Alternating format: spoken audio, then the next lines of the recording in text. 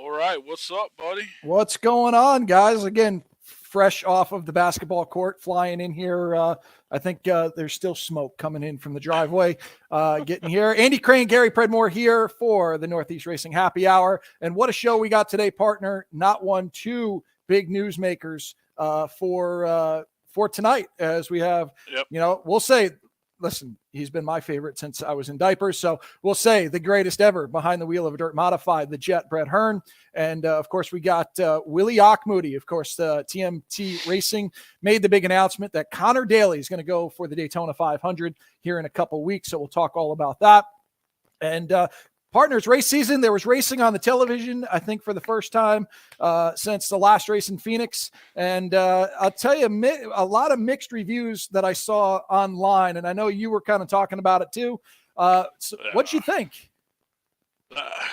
Listen, I try to figure out what is so wrong with it. I mean, I don't know. It's just the people, they go on and talk bad about it. The racing, may not be that great, but I think most people have issues with the music choice. They kind of complain about a little bit of everything. I was just curious on what people's thoughts were. Like, what could be done to make it better? Because I don't think it's going away. I think NASCAR likes it. And, people tune in. Over 50,000 people bought tickets to the darn thing. So, right. I would say NASCAR is doing all right. There, anyway. Yeah. I mean, hell, Kyle Busch came from the back to the front. I mean, there's passing. You just got to have balls enough to do it. Yeah. I thought it sucked. Honestly, I thought it wasn't racing. I thought it was a gimmick, and that's what it is. I get that part of it. The music, I really don't care. I'm not there to watch the music anyway. Yeah. But, the racing was literally drive into the guy, slam into him, move him out of the way, slam into him, spin somebody else out. Short track racing. Yeah. There's a difference between getting on somebody's bumper and moving them and slamming into a guy that slams into another guy that slams into another guy and spins him out. And, NASCAR is trying to grow a different audience, right? That's the whole point of this. And I'm going to use kind of a personal experience. Because my girlfriend was sitting and watching with me, right? I got home, again, from practice, quick flipped on the TV, watched the race, and she sat and watched with me. And 15 minutes after, going 2 laps and caution, 2 laps and caution, 2 laps, she was like, I'm done with this. I don't want to watch it anymore. It's boring. Yeah, I get it. If you're trying to get that new audience, you're trying to get that new crowd, I think you failed. And I think the proof was in the household with me. So, right. kudos to Ryan Preece, I'll say a local guy that I have affiliation with. And, even Martin Truex Jr., because I was around Stafford when Martin was running the Busch East stuff. So, cool for the Northeast, but I think Ryan Preece would have won if he didn't have battery issues. Car looked like it was going away. He used a lot up to get there. I wish the Clash was back at Daytona. Run it at Daytona. Get excited about the season's biggest race. And I get it. You're trying to go to the Los Angeles market. You're trying to do things out on the West Coast.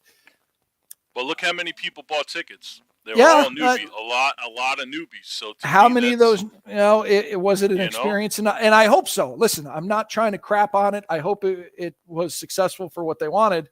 But that's the thing. Like you figure even local dirt tracks like around here, if they could get that many new people into the racetrack, that's a success. My point.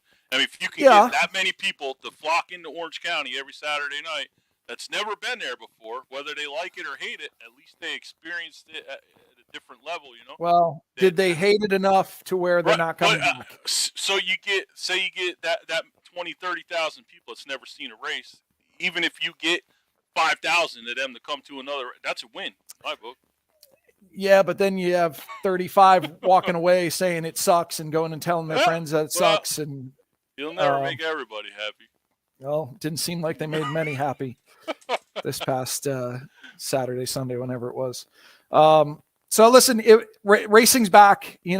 Speed Week's kind of kicking off. You see the late models got going down. What was it? East Bay. East Bay. Yep. Volusia is going to be kicking off here. The Sunshine Swing for the Short Track Super Series is going to be kicking off. So racing's here, which is awesome. Of course, the Daytona 500 2 weeks away. Again, it has kind of a local flavor, which we'll talk about that soon.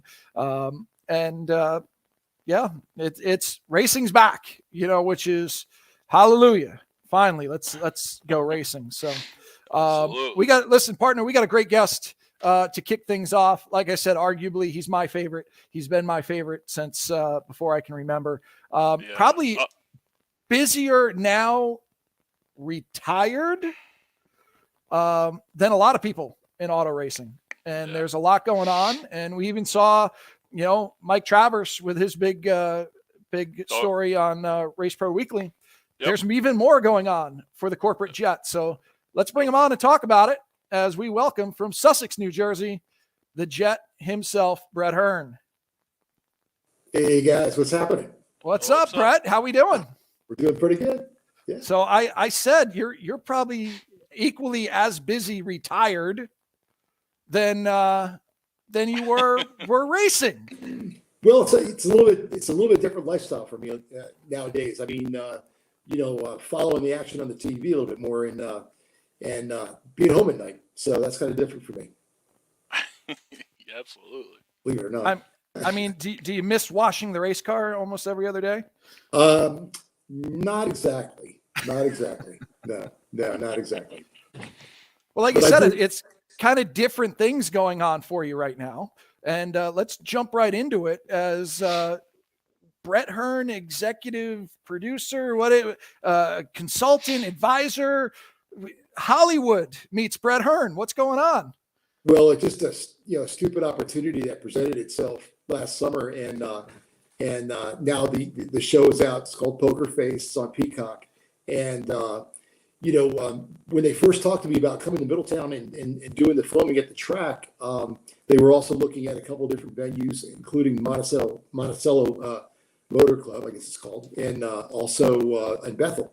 And ultimately, they decided to do the episode at a dirt track, which ended up being Orange County. So one thing led to the other, and I ended up being a consultant on the show. And it was actually originally presented as episode 5. They've already dropped 5 episodes, and now this episode was shuffled. I don't know exactly why, but it was shuffled to the 7th episode, which is going to drop on February 16th. So it was a really cool experience, a whole different world for me. We did a lot of the in-studio stuff at a studio in Newburgh. A lot of the show was filmed around the Newburgh and upstate area. So in the episode that we did, you're gonna notice there's some other places that you may recognize that are pretty close to Orange County, where some of the scenes were done. So so it ended up being a really nice part-time job last summer. Now, did you have a role in it? Did you play in it, or were you just on the side? So I don't know if people are going to think this is really funny or not, but we were sitting in a meeting with the director, who was Ian, who was great. All the people were fantastic, every one of them. And we're sitting in a meeting, and it was a Zoom call, but there was probably about 8 people at the table, and we had a TV screen where there were probably like another 4 or 5 or 6 on a Zoom call, and they were talking about a lot of different things, including how to put people in the stand. Are we going to do it digitally? Are we going to do it special effects? Well, ultimately they end up hiring 300 extras to shoot the scenes that they did. And at the end of the meeting, the director looked at me and said, I think I really want to have you in the show. And I said, oh my good. I'm not really angling towards being in the show. It wasn't really what I was trying to do. And but I said, I feel a little bit like this is like a little like Steven Tyler on American Idol. And and he got a great big laugh out of it. And I said, I just don't want to be something. I don't really want to be anybody that I am. I just want to be something else. So I am in the show. I did have my own dressing room, and I have my own outfit, my own fitting. And it's a very, very small part. I don't have any speaking parts. So you'll have to watch it February 16th, see if you can notice where I am. All right, then. Brett, what was it like, kind of, us racers, we know, especially street stock racers, we know kind of, the reality of racing. How did that portray into kind of putting that into the show as realistic as possible? Because, a lot of these guys, they take that street stock racing very seriously. So we had to hire 15 street stock drivers and cars to participate in this. And I think that all the guys that participated had a blast. It was super hot the days that we filmed at the track. And when I tell you, these guys work from, we opened up the track at 6 a.m. and we didn't get out of there until 8 p.m. I mean, they work really, really long days to do this. And everything's got to go off, and there's so many people involved. It's insane. They actually outfitted most of the extras in the arena, and they also served lunch there. And I mean, it's amazing. So we had to hire 15 street stock drivers, and quite honestly, I cannot wait till February 16th to see if it really came off the way we hoped it did. And you have to remember, this show is not about racing. It's not about racing at all. It's actually a murder mystery about a character, and she travels across the country, and she's on the run from some bad guys, and she gets involved in all these different scenarios where there's usually a murder and or an injury, and she can tell when somebody's lying and when they're not. So she begins to solve the mystery. So that's going to be the interesting part, to see how that's all integrated into the storyline and how the scenes from the racetrack come out. And I think they're going to come out good. I mean, they had a amazing amount of equipment there. They had a Mercedes that was outfitted with a camera on it, and I asked the guy that was driving it. I said, how do you qualify to drive one of these cars? I mean, and what is this thing worth? He goes, they have it insured for $2 million, but it's really only worth 1.5. And that was the car that chased the race cars around and or led them and took footage. I mean, just amazing stuff. So I mean, and a lot of drone footage. So I mean, I think it should come out pretty good. I can't wait to see it. It's actually not a bad little series either. But you're right. I'm curious to see how they implement that from watching what I've been watching to the whole racing deal. You know what I mean? It's going to be. Well, I do. I'm not going to give it away. I do know the storyline to some extent. And see, I was going to ask if you were the murderer. The silent guy in the background that was the murderer. No, I'm not. I'm not that. But you will see me at some point. So I guess the next question is, when are you going to star in Days of Thunder 2? Yeah, I haven't heard about it yet, but okay. Yeah, it's like I said, it's an amazing business how they pull it all off, and it's just an amazing amount of people that are involved. I mean, so many talented people, and every one of them was just extraordinary. From the writers to the prop people to just everything. I mean, it was a really, really cool experience. Now, is it the same crew? If I remember it, I've seen movie crews at the castle. Is that all together or no? Or you can't say? That is the same episode, yes. Okay, because that's why. Because I'm driving down the highway, I seen them all in there. I was just curious if it was the same thing. Yep, some of the footage was shot there, and again, that's just part of the storyline with the characters. So, and actually, I could probably say this. I don't see why I couldn't, but Paul Tuttle from Orange County Choppers, his ex-house, which is supposed to be like a huge log house. Some of the footage was shot there at the garage there. So that, okay.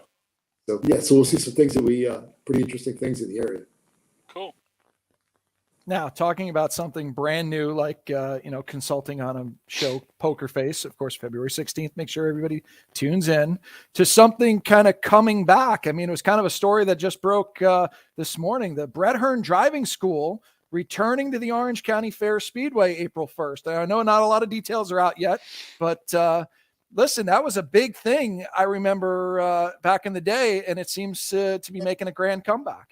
Well, it was a really popular thing. I've had over the last, 10 or 15 years. I don't even remember the last time I did it, but to this extent. But I have people asking me, are you going to do it again? Are you going to do it again? Emails, are you going to do the driving school? How do I get to the driving school? And so, there's always that need for that, for guys that are trying to get a jump start on the season, or guys that are just starting out, or whatever the case may be. But when I originally set that driving school up, most of the tracks started a little later in April. And what the driving school offered to some of the more experienced drivers was a chance to get on the track and get a full day of solo time on the track, where they could test and make sure that their stuff was ready for opening night. And then the tracks kind of said, well, wait a minute, if guys really want to get on the track that much before the season starts, why don't we just do a practice?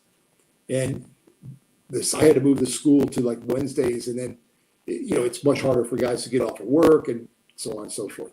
But the way after Orange County came out with the schedule this year, I saw an opening because we've had some pretty good weather in the early April. We've run at Orange County when I was there. We ran our openers the first weekend of April, and we had some pretty good luck. So I saw an opening to have a weekend where we could actually do the school on a Saturday and not back ourselves up into March or overlap with the motorsports show at the arena or anything like that. So this looks like a great opportunity to get some guys a jump start. And we're still laying out the details, but we've done this before, and what we'll probably do is we'll do some drills for car control before we actually open the track up and go full speed. And I'll be there to coach guys from a driving standpoint, as well as help guys with their setup a little bit and give them some insight on what they might need to adjust, or some things to look out for with their chassis and so on. And just trying to give everybody as much information as I can. And you were very forthcoming with information, and kind of a personal story to it is I remember talking to Chris Schultz when him and his dad Lee came and did the school years ago. And it's kind of, you trained your own assassin, because I remember I was on Chris's crew when he passed you on the last lap, like first year in his big block racing, and he said he learned that stuff from going to the driving school. So racing is like any other sport, right? So you train for it, you learn. The more you can learn, the more knowledge that you have, the better you're going to be. I mean, it's that simple. So, if I can share something with a guy, maybe it might be his front end setup, or his driving technique, or the way he's using the gas and the brake, or whatever it might be, or brake balance, or whatever. And I can see these things, and we put the guys out on the track, usually individually or semi-individually, so that I can really study what they're doing, and then and ultimately I can talk to them after they're done and give them as much insight as I can. Now, I know details are still being laid out, as you said, but best way somebody can get a hold of you or look for information would be how? So we'll come out with a press release very shortly, and I do have a phone line at the office at the shop. If there's anyone who wants to leave me a message, I'll give you the number. It's 973-702-0819, and they can call that, leave me a message, and I will get back to everyone shortly. There we go, partner. We got to go to the school. Well, I'm already needling Joe. Yeah, already needling Joe to get the car fixed from when I tried to take the wall down at Lebanon Valley. This is everyone's incentive to be ready 2 weeks early. There you go. There you go. That's it. Mm-hmm. So, Brett, that brings us to the big question everybody's asking, 2023, how much will we see Brett Hearn? Will we see Brett Hearn out on the racetrack here this year? I wouldn't say no. I have a car in the shop.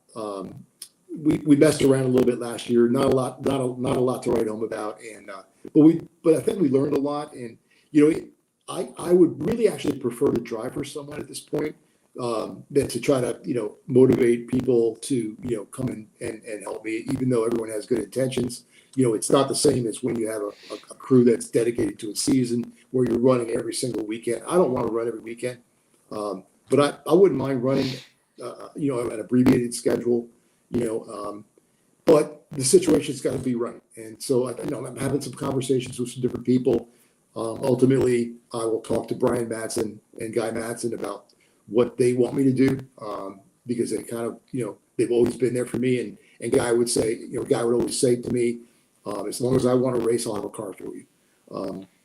But I also don't want to do all the work myself either. So I want to have people that are really motivated, excited, and if I could run once a month or just target some big races and have some fun, that'd be great. And if it doesn't happen, it doesn't happen. Well, Orange County has a short I was schedule. just Your about bill to is say that. fine. Thought about that. Absolutely. And it's close to home. Absolutely. Just saying. Kind of tailor-made right there. That's it. Just saying. Which is awesome, Brett, because I know still you got a ton of following out there. That's probably the biggest response we've gotten from having a guest on, which I think is still awesome. I already said you've always been my favorite, so it's there's two schools of thought on this whole thing, right? Because I mean, like I will tell you right now, I'm retired, right? The day that I stopped racing full time, I was retired. Doesn't mean that I don't like to race. I mean, we had a blast just 2 weeks ago at the go-kart track, indoor go-kart track. Racing is still great. It's still fun. If I can have fun doing it, that's great. And by fun, I don't mean making circles. I mean being competitive is fun to me. But it's just got to be the right situation. That's all. So I'm going to put you on the hot seat one more time. Speaking of Orange County Fair Speedway, we're going to put the rumors of closing and stuff like that aside, not even talking about that, but seeing the schedule coming out, kind of this, we'll say part-time schedule for both 358 modifieds and big blocks. Good, bad? What's Brett Hearn's opinion on it? Well, the difficult thing for Orange County is that with the purses that they pay, it's nearly impossible to support small block and big block racing on the same night. So that leaves you with a couple different choices, which is either eliminate the 358 class altogether or do what they did, which is give each one a little bit of racing. I do like the fact that, I mean, all the big block races pay really well. 5,000 to win. I mean, you're not going to find that anywhere else, which is good. I'm not so sure that, I mean, and Doug Bulgarian and I have had this conversation, and I'm not so sure that if it was my decision, solely my decision, that I wouldn't have come up with some kind of an equation where, a small block was competitive with a big block for those races, and then given the big blocks more races than what they've given them. The interesting thing that's going to happen here is how many guys are going to sit on a big block car to race once a month. I'm not sure how many guys are going to do that. And how many guys that are committed to another track are going to come down once a month. I mean, it could be good. It could be a disaster. I mean, I think we have to wait and see how it plays out. But I mean, time will tell. So, I mean, that's really the crossroads where everything's at. With what makes financial sense from the track standpoint to support those, all those divisions. Right. And you've seen that from a couple, on Facebook, people saying that. What's the purpose of having a big block car now to race that limited schedule? Because really, there's not really that many tracks that run the big blocks like that. Well, I mean, you're really down to really down to Middletown, Lebanon Valley, and Canandaigua, and Malta. Right. All right, so there's four tracks where the big block would be the preferred. Not that you couldn't run a big block at Fonda, which I think that Matt DiLorenzo did successfully last year, or at Utica Rome, or you can go to Brewerton on Friday night. But those places are pretty far away. I don't know how many guys in the Middletown area are going to want to travel up the Thruway on Friday nights or go to Lebanon Valley on the nights that Middletown doesn't run. I mean, it's really hard to say. Really hard to say. All right. And now, this day and age, it seems a lot of guys have such different combinations of the small block motors. You could pretty much run them. I mean, pretty much any outlaw track runs those big small blocks. I mean, especially anything that Brett Deo does, Utica Rome, Fonda, So, to me, I've been saying it for a little while. I've been saying, like, I think the big blocks are eventually going to be going away. What do you think? Yeah, I mean, I don't know if it'll, at some point it'll just be the Super Dirt Series. It's hard to say. I mean, Right. how do you, I mean, let's face it. I mean, a big block car, if you want to bring a brand new big block car with a brand new engine, it's $100,000. Right. So, how many guys can support a $100,000 car and then not race it that much? I mean, Right. it becomes pretty sketchy. That's at some point. It's probably going to kind of like Deo did. It's going to kind of meld all into one big thing called a modified, and that's going to be what it is. Right. There's going to be big small blocks, small blocks, and it's going to be up to the tracks to make an equation that makes them all competitive with each other, so that one or the other doesn't have a huge advantage. Yeah. Right. And Brett, we're starting to see a lot of these tracks kind of reconfigure to almost take the big block out, where a small block could be even more competitive. You saw what Bridgeport did a couple of years ago. You see what Lebanon Valley is doing now. And even Middletown kind of took a lot of the banking out to try to slow the cars down. I kind of go with Gary that big blocks might be, by the dodo bird here pretty soon. Well, the thing about the small block versus the big block is the perception that it's not as good as a big block.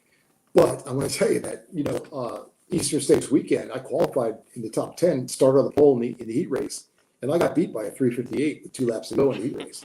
And that was at my weight. So, if the conditions are right, the 3:58 is just an easier car to drive, and it can potentially be faster. But from the fan standpoint, if you said, okay, we're only going to run 3:58s now, which is what New Egypt did it, several years ago, and it really killed the crowd because the perception was, I'm not getting my money's worth. It's not the same as what we used to have. It's a really tough thing to balance. Yeah. And these promoters, are trying to balance back and forth. And that kind of segues me into my next question. Brett Hearn, the promoter, you've done the big show in the past. You've got involved with Orange County Management a handful of years. Will we see more Brett Hearn, the promoter hat come on? If not this year, but years to come? Again, every situation is different. If the situation is right, I'm not saying I would never do it.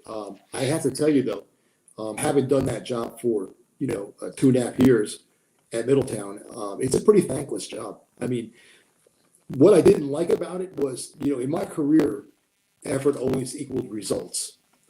In that business, in that job, effort usually netted nothing in terms of satisfaction from the feedback. I mean, it was obviously we struggled with track prep, which is first and foremost, and I said it right from the very first time that we did it.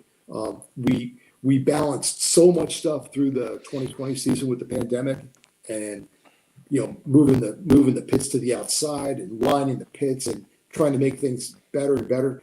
And I don't know if people didn't really notice what we were doing or they just didn't care, because we really had to work really hard. And Doug, Peter Reynolds, we were out there lining the entire fairgrounds so that we'd have some kind of organization when the teams pulled up. And then it just really was in my mind, it's a pretty thankless job. Absolutely. Well, Brett, real quick, while we got maximum viewership right now, remind everybody, when does the episode of Poker Face come out? And also give that phone number again so people can get a hold of you for the driving school. Okay, so 5 episodes are already out. The next episode comes out this Thursday. That'll be episode 6. I would recommend watching the show from the start, only because I think by the time you get to the show with Middletown in it, you'll get an idea of how the storyline comes together and how it works, and you'll know the character. And then the episode that was filmed in Middletown will drop on the 16th of February, and that's the way that's going. As far as the driving school goes, we hope to have a press release out, in the next couple of weeks with details. It's going to be limited space only. We are going to cap it, and that'll be April 1st. We'll probably do a rain date on April 2nd, so it'll be that weekend set aside for the driving school. And the number to call is 973-702-0819. And that will be to leave a message and let me know you're interested. All right, Jet. Well, we appreciate a few minutes. Hopefully we're going to see that 20 car out on the racetrack somewhere, maybe Middletown for 8 or so races. And we'll catch up soon. All right. Stay tuned and thanks for having me, guys. Appreciate it. All right, Jet. There he is, the man, the myth, the legend himself, the corporate jet, Brett Hearn. And a lot of insight there, partner. Oh yeah, absolutely. It's always good to get it straight from the horse. And listen, getting on kind of the promotion thing, because listen, I dabble a little bit in promotion, and listen, I know it's a thankless job. Yeah.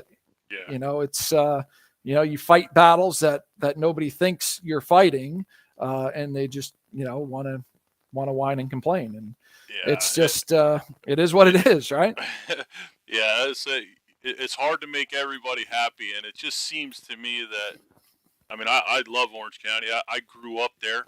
You know what I mean, as a kid, and just, man, it just seems like they can do no right by anybody, which is listen. There's a couple tracks like that, unfortunately, and it seems to kind of be around this area. That no matter you're damned if you do, damned if you don't, kind of thing, and and tracks kind of go up and down. Listen, I remember the time. I remember the late '90s. Middletown kind of went through that. It couldn't do no right. Track was horrible, management sucked, this, that, and the other. And then it kind of rebirthed. It was really good for a couple of years, and now it's kind of hitting that dip back down again. And, everybody knows, what the rumors are and what the scuttlebutt is. And I get that stuff. So, cool to hear possibility of racing. Listen, I still have my pipe dream of getting out and racing with Brett. I raced slot cars with him once. I mean, that's kind of my claim to fame. It's count for something, right? Listen, it's what I got, right? I should tell him, I got an indoor go-kart race coming up. I got a spot for him if he wants to keep racing. Hell, it's paying $600 to win. Probably, pretty decent payout for, what he's racing now, which is, nothing. So, and Brett Hearn, the executive producer too. So. It's what he says, about racing, how he still enjoys it, even racing go-karts and stuff like. It's kind of like what Joey Logano said at the Clash. It's fun. That's how you're not ready to retire yet. So. Yep. Yeah, he's still got a heartbeat. He still wants to go racing. Let's get Brett in a slingshot. I like it from somebody online. Rip the Lip. Rip the Lip. Great stuff those guys are doing. Great to hear or see they're on with us. So hello to everybody from Rip the Lip.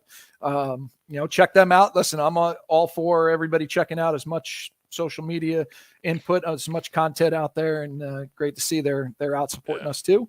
Hello to everybody who's tuned in. Like I said, Brett kind of brings a lot of eyeballs no matter what he does, and great to see everybody still on. We got another one. There, so. I was going to say we got another one getting ready to come on. They had some really big news break, which I tried to get it out of him early, and he just, for the first time, he wouldn't. Willie Ochmoody not saying anything is something in itself. But listen, let's talk about what their big news is. Let's bring him on. My former partner. He is the owner. This is the one. This was the podcast. This was your partner in podcast? This was it. I blame Willie for getting me back into racing because I was out. I was completely out. I was doing my golf thing. I wasn't pursuing any rides. I wasn't pursuing announcing. I wasn't doing anything.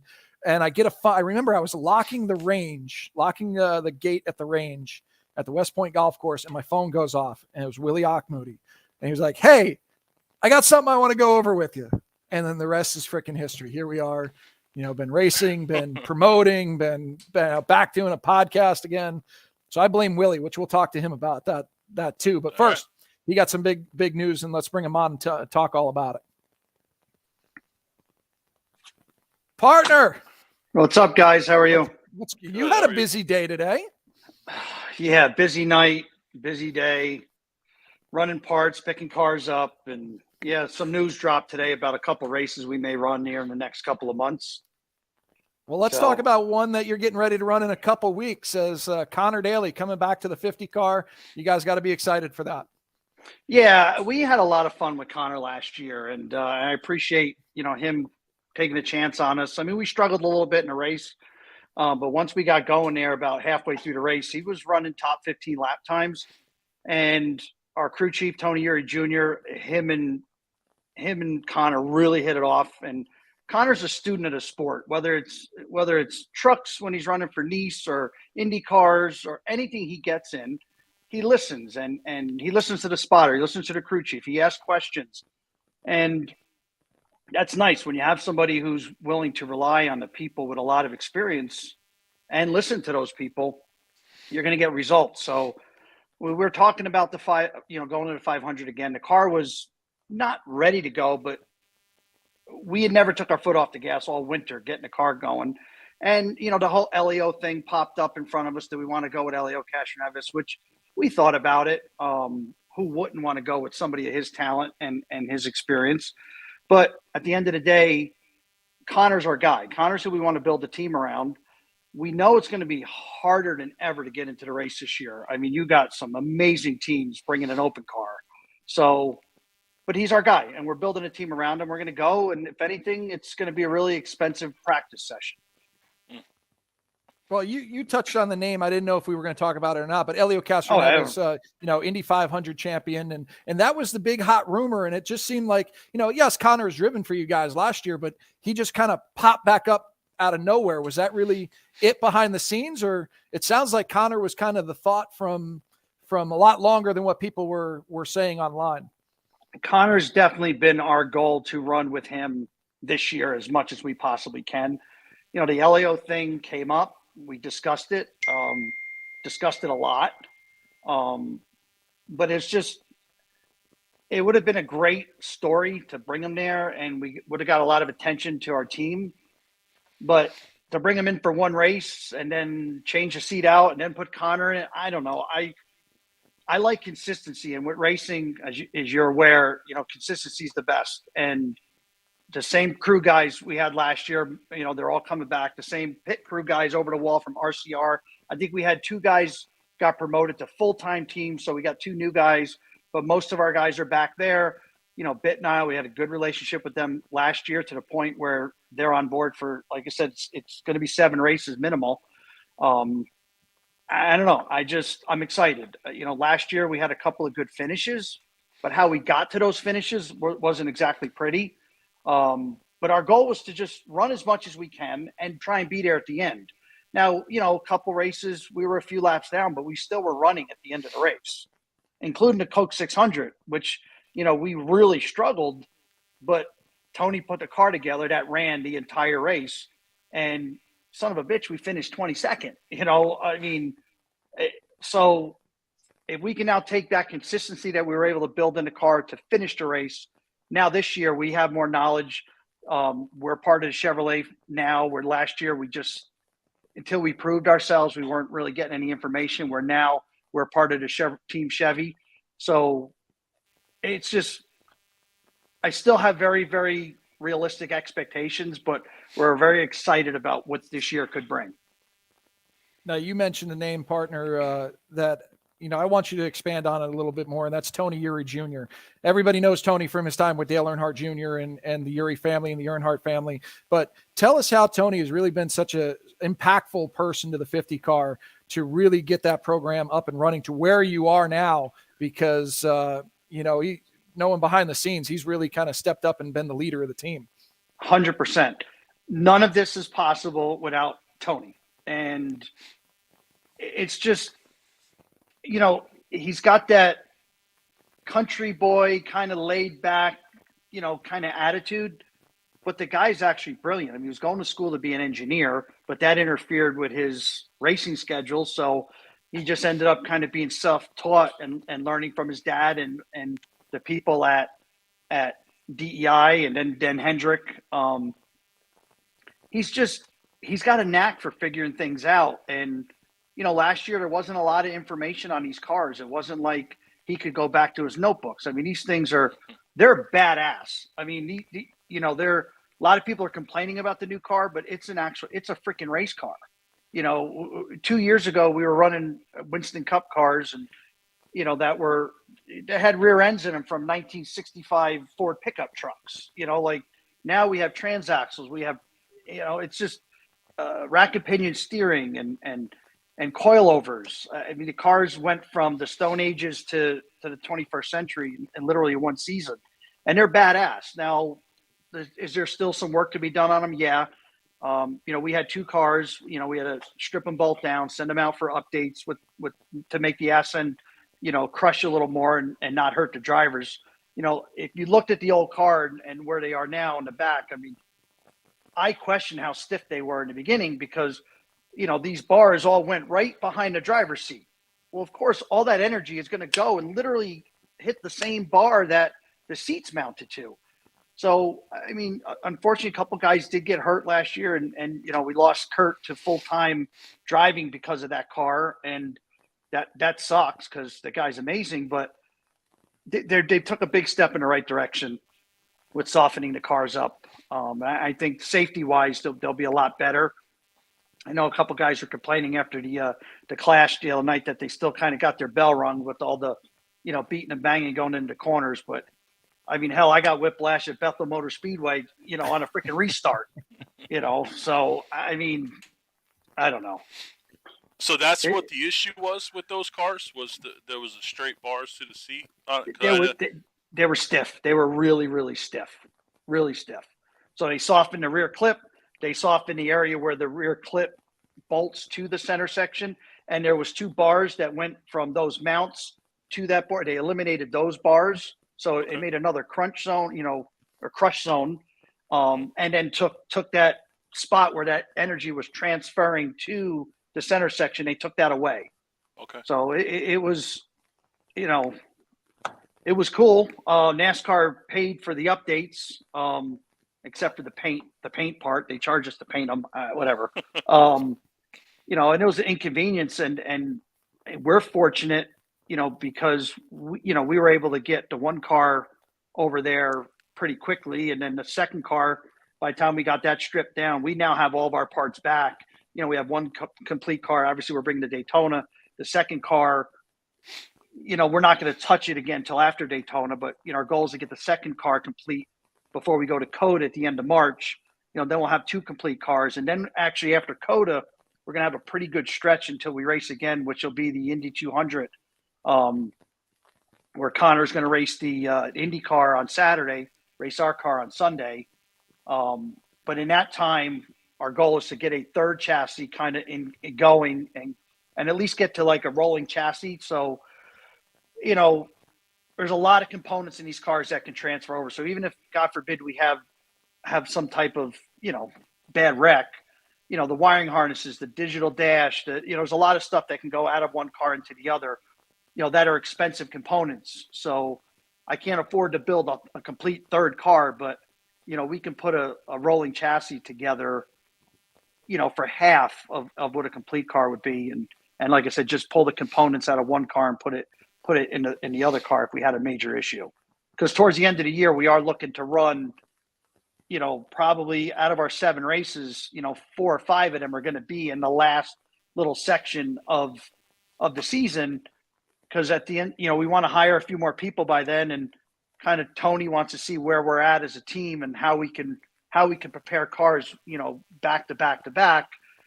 Because our goal is to double or maybe even triple our schedule for 2024. So we got to know what we got, going into off season for this year. Even though we haven't even started yet, but we're thinking that far ahead because you have to. Everything is planning in this sport, and I learned some valuable, expensive lessons last year, trying to do this stuff, but it's nice now to sit here, in February and have commitments, for sponsorship that go all the way to the end of the season, know that there's going to be finances coming in throughout the year that's going to allow me. I mean, I kind of knew we were going to go to Daytona. We weren't sure for a little while. We kind of didn't know, but like, I booked our rooms. I booked a lot of travel. I did that stuff in towards the end of November, beginning of December. And by doing stuff like that, it all adds up. Our hotel bill for Daytona is $24,000. People don't. I mean, it's just, this sport is expensive. My son saw the tire bill from Charlotte last year. And he's like, Dad, I want a go-kart. You're spending $30,000 on tires for Kaz Growler. Well, I want a go-kart. So, now we go to Poughkeepsie Speedway every weekend that we're not traveling the NASCAR circuit. But, Shout out to Mary and Sam who are watching. Yes, good job. Yeah, they're doing a lot of cool things there. We're looking forward to that this coming year. But, things that we took for granted, early on in my racing career and scrounging up to buy a new tire or buy a new rim or buy something. I mean, it meant something, and now it's like these numbers and I'm a working guy. I'm a fan. I'm not a trust fund baby. I don't have rich parents or grandparents. Like, I'm like a crazy ass fan that, my kids like NASCAR. My family likes NASCAR. My wife, she always liked it. Right now she wants to choke me half the time, but still, Becky, no, come on. Yeah. So I'm living a dream with all this as far as just creating something by literally hard work and taking chances. And, and again, Becky has supported me throughout this whole, because I started this right before COVID. We were planning on doing something in 2020 and then COVID hit. She said, you got a year to make this work. So I convinced her that, all right, well, listen, you got to give me we lost a year. So she gave me another year. And when I tell you, I was interviewing for jobs at the end of 21, like we were done. I was going to give up on it. We got the contract from Pit Viper on New Year's Eve. Like, I was the sand was out of the hourglass. She's like, all right, well, listen, I gave you 2 years. I supported your ass. Like, that's it. We're done. And like, literally New Year's Eve, the contract came from Pit Viper for some races last year. I remember the Facebook post, the mouse got the cheese. Yeah. And I knew exactly what the hell that meant too. Yeah. Yeah. Cause you knew, you had an idea what I was, what we were trying to do. And I think I spoke to you there in November, December, say, hey, this may happen, but how long was the process? Like, I remember Willie Moody, dirt track racing, Middletown, Accords in the pits. And then next thing you know, here you are, part owner in this NASCAR team. Is that something that you've been thinking about, or was it like, hell with it, we're just going to jump in? Ultimately, in 1996, when I strapped into, I actually raced an enduro before that, but that was kind of a whatever. But in 96, me and my brother-in-law, Jimmy, and a couple other friends, like, we built a pure stock to go to Lebanon Valley. And son of a bitch, if we didn't win, I did the 5th or 6th time out with that car. That was it. We were going to Daytona. That was the next step. We were in a pure stock with a freaking engine that we rebuilt on an engine stand in my old detail shop, but next step was Daytona. And Jimmy and I often laugh about it because, man, it was a hell of a freaking road before we actually made it to Daytona in a totally different, capacity that we thought we were going to make it. But yeah, it just evolved. And as I got older, I did have some opportunities to go NASCAR racing. I'd met with Childress, the FDNY guys with the truck, but it all takes money. It takes money that I don't have. My parents, my mom, may she rest in peace. My dad, anything I needed, if I couldn't figure out how to get sponsorship to pay for it, they helped me. But there's only, we were at that street stock, pro stock, that was it. That's all we could afford, and we could barely even afford that. But we stuck with it. And I was always adamant about everybody having matching shirts and respecting the sponsor. And Napa was a really good supporter of me for many years, in the local level. And then we end up racing the New England trucks, which again, corporate Napa, it was regional at the time, and then corporate Napa stepped up. And, I always knew the game. I'm a salesman, still a salesman, but I was a salesman full time, and it's no different whether you're selling backhoes or you're selling yourself or you're selling a race car. You got to believe in what you're doing. You got to be truthful with people and show them what they're going to get. And I took that same approach, even at the local level with sponsorship and trying to do the same thing at this national level. And holy crap, it's hard. It's hard. It was when somebody gave you 2,500, back then it was like, holy crap. I mean, it was, let's get some beer and party. I mean, it's just a good day. And now it's like somebody gives you 25,000 and they get a freaking, a 10 by 12 sticker on the car, and it covers a tire bill for one weekend. Right. Where, I mean, yeah, it's NASCAR it's the ultimate level for me. I mean, I'm not a huge open wheel guy or Formula One. I may respect, those guys. Obviously, our driver's an IndyCar guy, and the F1 cars are amazing technological masterpieces, or whatever the heck you want to call them, but I'm a stock car guy. So NASCAR is my thing.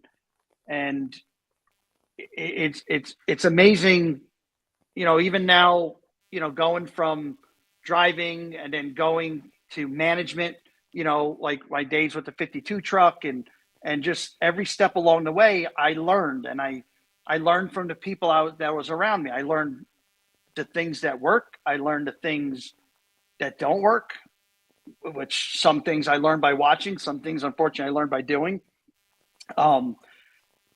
And it's just surreal. It's surreal when I'm down here and I'm driving to go get parts, or we got the car in the back of the trailer today coming back from RCR, because we get our engines from ECR. So then, once we have the car pretty much ready to go, it goes up there, they chassis dyno it. And then when they're done chassis dynoing it, ironically, they just drive it up the road and it goes into RCR's graphic shops, and they do all of our vinyl stuff and wrap the car. And, I'm driving down the road and they're talking about us on the radio, on XM radio. And I don't know, it's just, I look back at last year at Daytona and what a up and down week that was of, we damn near locked in on Wednesday or on Tuesday, had an issue with the dashboard. The dashboard blanked out, and, Kaz, you had to be careful upshifting, because if you overread the engine on the first lap, it kills your second lap. So we went from holy crap, we're going to lock in, and we really thought we were going to lock in, and we should have. But that little bit, I mean, it was like, I think 100th, whatever, it was close. To then getting into the dual race, and I mean, we were solid. We were in. I mean, we were running, I don't know, 17th. I mean, we were a lap, almost a full lap ahead of who we had to be in front of. And we all came in for our pit stops. And again, the dashboard blanked out on us again. And Kaz ended up speeding on pit road. Not his fault. I mean, it is what it is. Now we're a lap down. And I tell you, I was wearing out a pair of sneakers walking around. And at that point, we were, I only had a couple of races sold at that point. I overspent to get to Daytona because, again, there was so many unknowns. I mean, we were buying parts last year that we would pay for the parts, and before we'd even bolt them on a car, oh no, we're changing that. Sorry, you just spent $1,200 on that, whatever the hell it was, but we're using a different piece now. So, a lot of that stuff. So when I tell you we don't make that race last year, I mean, I was all in. I mean, I had everything. Everything was on the table. We needed to make that race. So that emotion, that the video of me jumping around on the pit road wall after we made the race. I mean, when I tell you that was pure emotion, because with 5 laps to go, I was pretty much ready to throw up. It didn't look like we were going to get in. We were catching the 55, but there just wasn't enough laps. And the pack that we were in, all of a sudden, like, those guys just really started moving, and Kurt Busch was just pounding the shit out of our back bumper. Oops, sorry, can I say that? Sorry. You just did, so. Yeah, true. That's not bad. I went this far. It's the first time I swore. That's I'm very impressed, partner. Yeah. So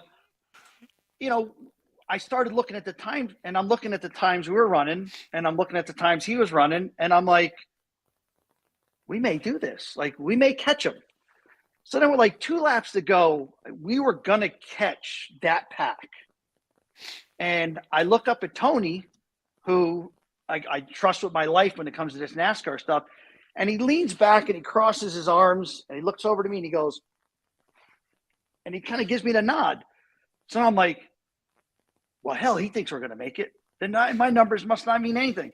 I walk down, I go to the monitor again for the 450th time. I look at him, all right, we're running whatever 48 this, and he's running.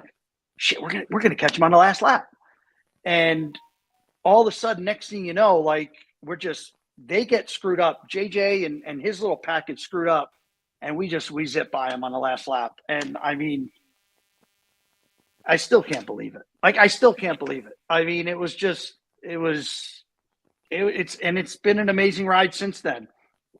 And yeah, I'm living my dream, and my kids are living their dream, and my wife is living my dream. I love you, Becky. But Yep. it's a lot of work. It's a lot of sleepless nights. It's a lot of, all right, I got $50,000 worth of things I have to pay for. And we're down to $25,000 in the racing checking account, and then you got to say, all right, well, do we need this or do we want this? And like a lot of times I treat this thing like, like I'm dealing with a 5-year-old, and then it's like, all right, do you need this or do you want this? And, and I say to this guy, well, you got to get this and this and this. I say, why? Well, do we need this or do you want this? Well, I want it. I said, well, then you can get it when we can afford it. So, it's, if everything goes well with our new partner with bitnow.com, and we run these 7 races, we'll set ourselves up pretty good for even more races the following year. I mean, yeah, I'd love to sit and tell you we're going to buy a charter and we're going to go full time, but it's a lot of money. It doesn't make financial sense right now to go spend $25-30 million on a charter. Because you're going to get guaranteed $4, $5, $6 million in prize money. That's great, but you got to go to 38 races when you have a charter. Well, that's going to cost you, even if you do it half-ass and you cut corners, still cost you $125,000 a race to go. And if you don't do good and you don't maintain your charter and you finish in the bottom 3 years in a row, well, guess what? NASCAR can take it from you. Right. So, if these guys want to, let me ask you this, because you talked a lot of dollars and cents, right? And trust me, you know more than anybody else. Did this new car save Cup racing? I want to ask you that, because you get a story like yours, and where you guys, I think, can be as competitive as anybody else out on that racetrack at Daytona. And I think you proved it last year, because the car was just as good as anybody out there.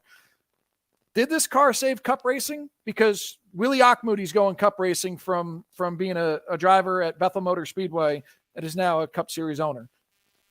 Well, I can tell you, we could have done it with the old car, but the problem is when you buy a car from an RCR or a Hendrick or one of these bigger organizations, they're only selling you that car because it's obsolete.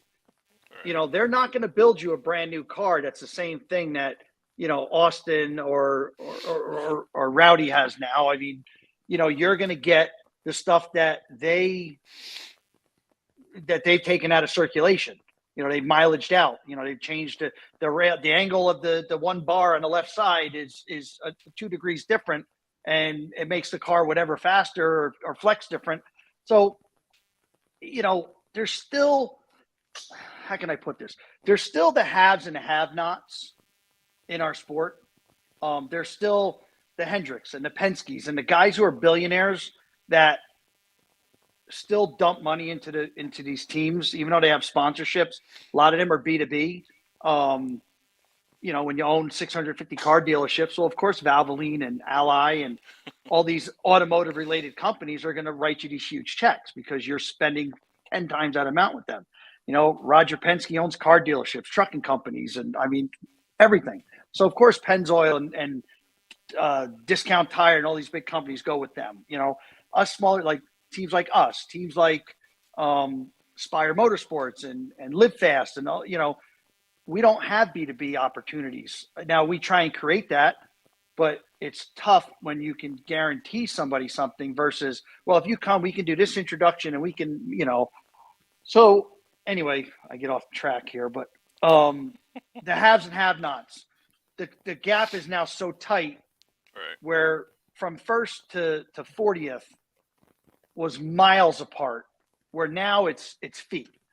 So well, that's more of what my question was. That right, the teams can be competitive now, and that's why. Is that going to change this year, though? Now that people have notebooks to do, the bigger teams start to pull away from guys like the smaller teams like yourself. You know, does that make a difference now? You think in 1 year?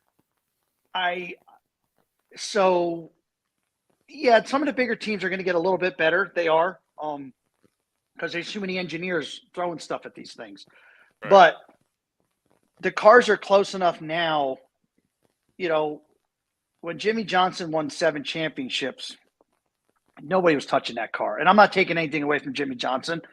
Obviously a talented driver, because it don't matter how fast your car is, you still got to drive it.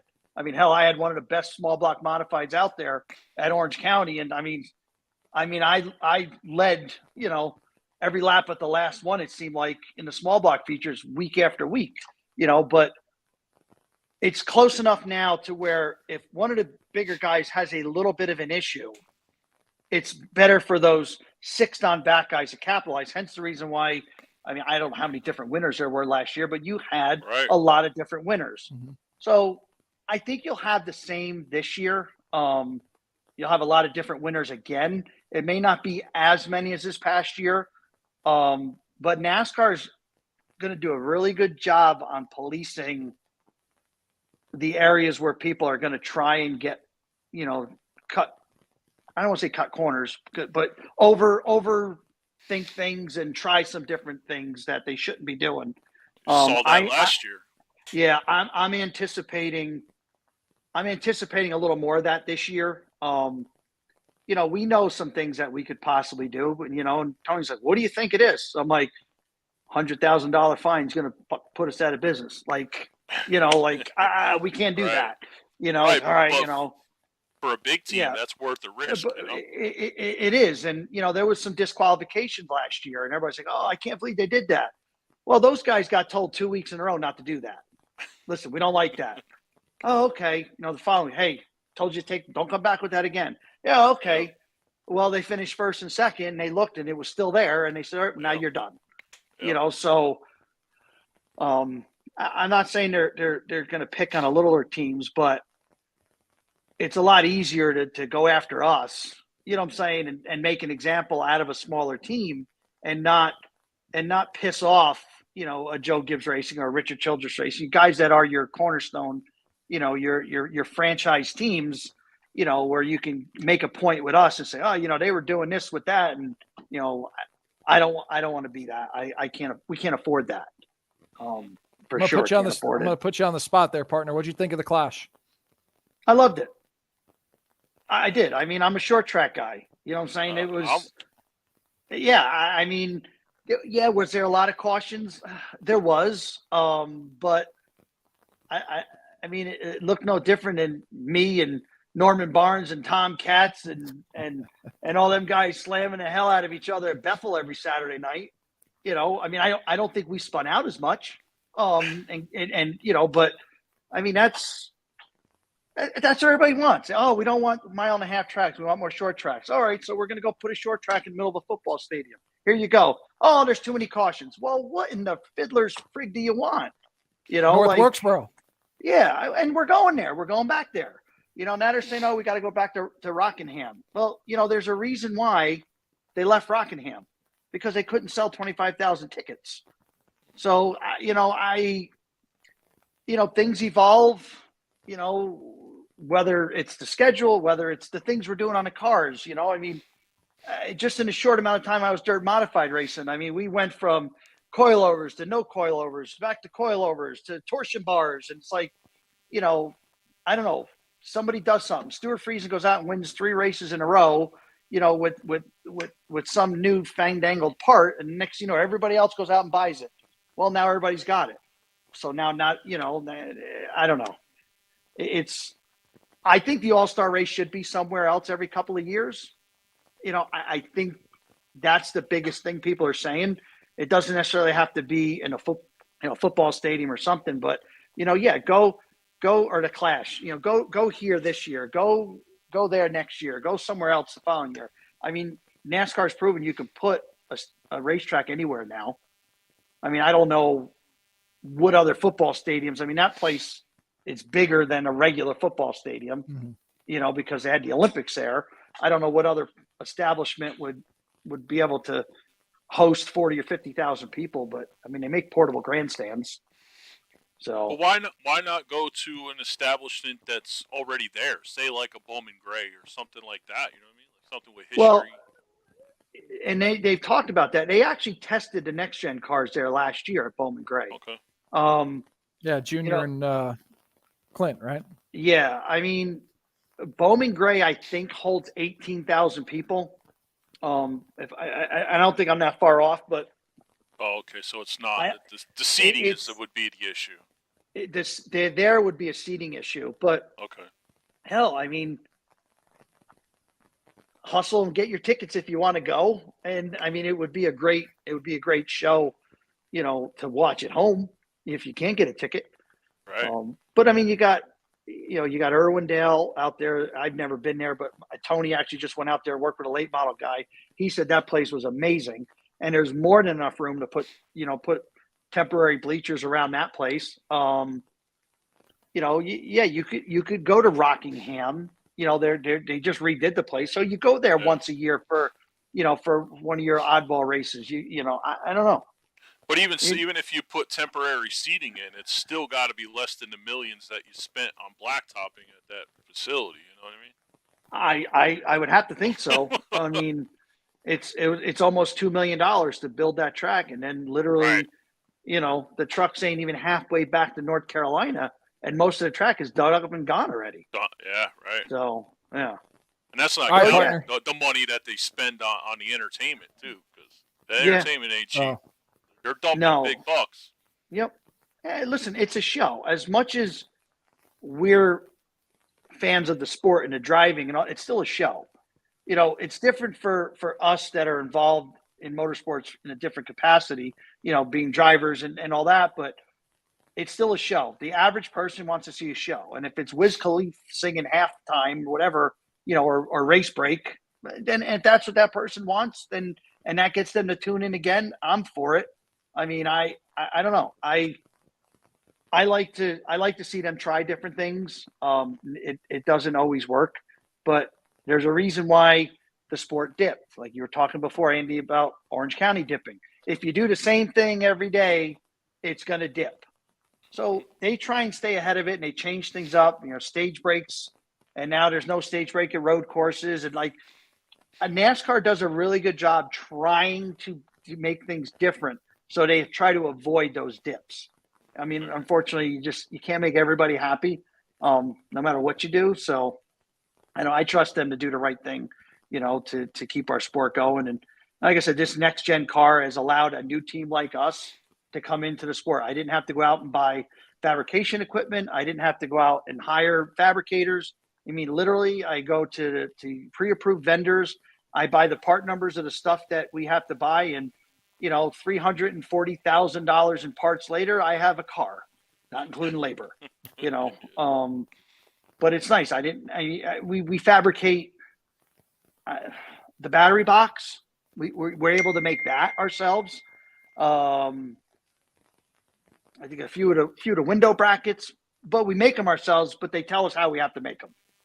Right. So, yeah, I mean, when Kyle Busch made a joke about just go to Walmart and buy new parts.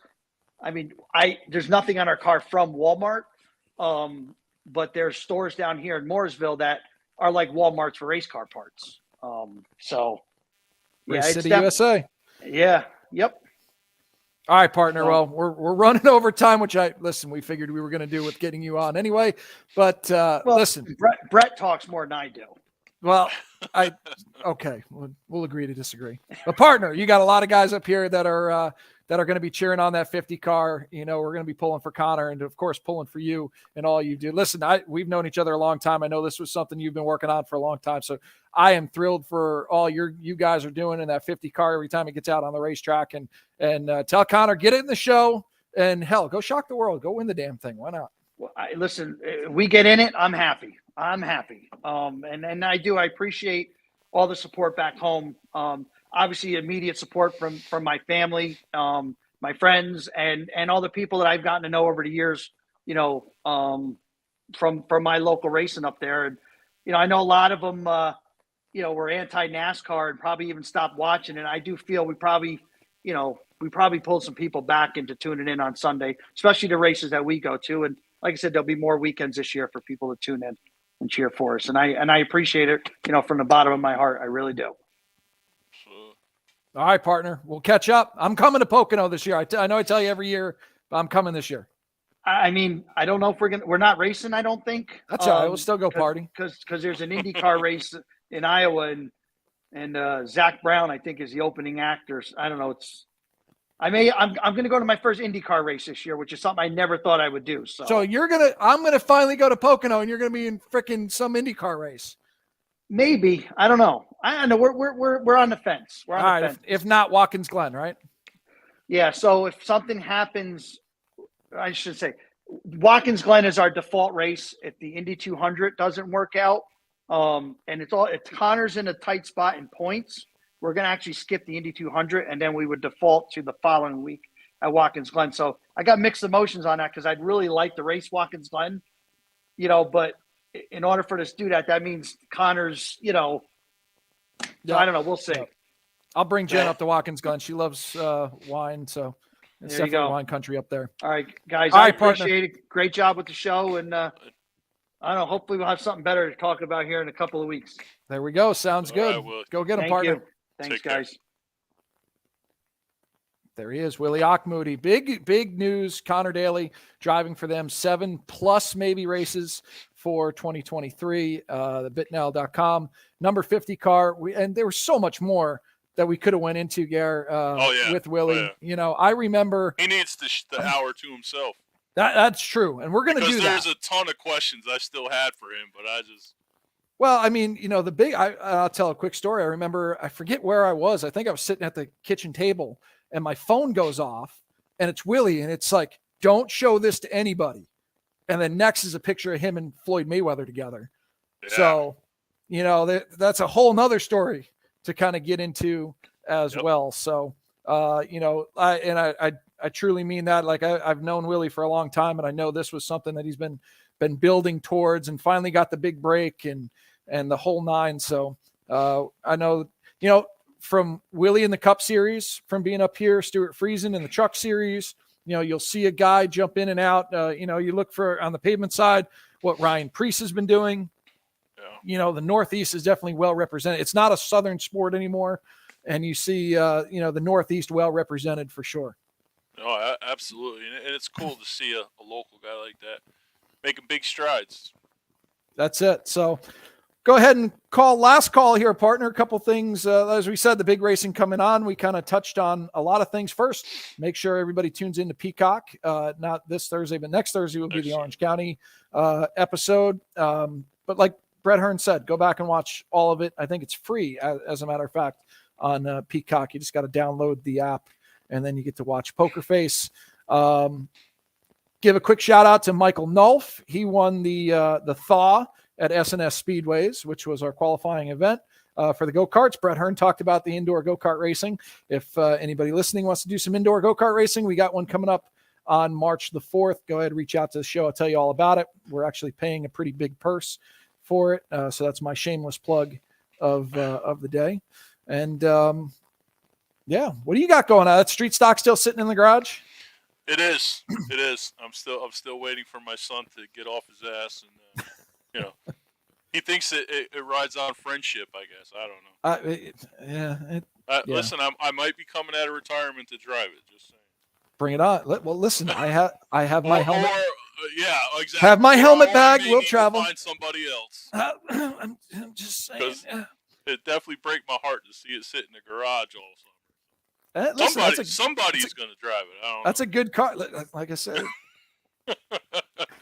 I'm excited. We're starting to firm up some stuff. I'm going to drive a 600 modified. I forget if I've talked about this yet on the show or not. I'm going to run about half a dozen times between the Hamlin Speedway. I know we're going to Grandview and Big Diamond, and there was another one somewhere. But Doug Borger and the 600 modified guys, they're awesome people, and I've been looking forward to doing that for the last couple of years. And we finally kind of put the deal together. So I know I'm doing that. Been talking to Joe of, just getting parts, pieces and stuff. Listen, I wrecked the hell out of that race car at Lebanon Valley. So they are still putting it together, which I feel awful about. But is what it is. Maybe if they would have reconfigured Lebanon Valley sooner, I wouldn't have tried to take the wall down there. So hoping to get to Middletown. Going to do some pavement racing as well out at Stafford and Oxford. So I'm going to be busy, but I could fit a couple street stock races in there somewhere and just, throwing that out there. Yeah, listen, it's open.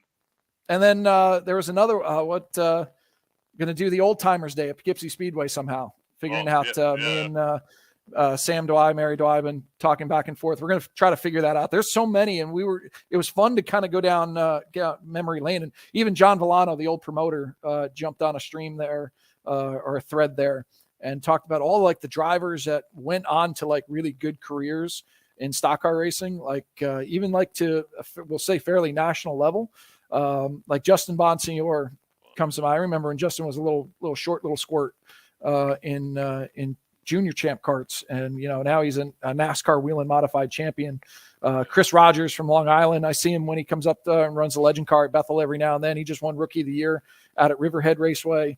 So many, and just the fun going down kind of memory lane. And I got, that's kind of a popular thing. These throwback races, these old time races, look at what they do at Darlington every year with the Cup Series. So we're going to try to do that at Poughkeepsie.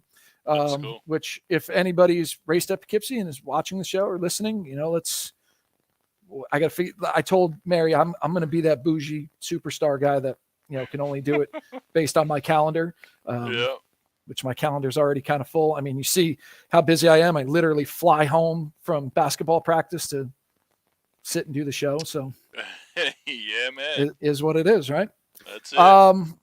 So no racing this weekend. They got national racing. We'll say they have some big football game. Partner, who do you got? Eagles. Yeah, kind of. As much as I hate to say it, I'm kind of leaning that way too. I was on the Cincinnati Bengals bandwagon, but they let me down. Yeah, I just, Patrick Mahomes is a great quarterback and he can do a lot of great things, even injured. I just think that defense that Philadelphia has, it can neutralize that a little bit more. Yep. And then it kind of becomes a track meet to where I think if you're going to get into a track meet, I'd rather have Justin Hurts than Patrick Mahomes. So yeah, that's the offense is just a tick better too. Yeah, maybe just a tick, but it's still a tick, right? That's right.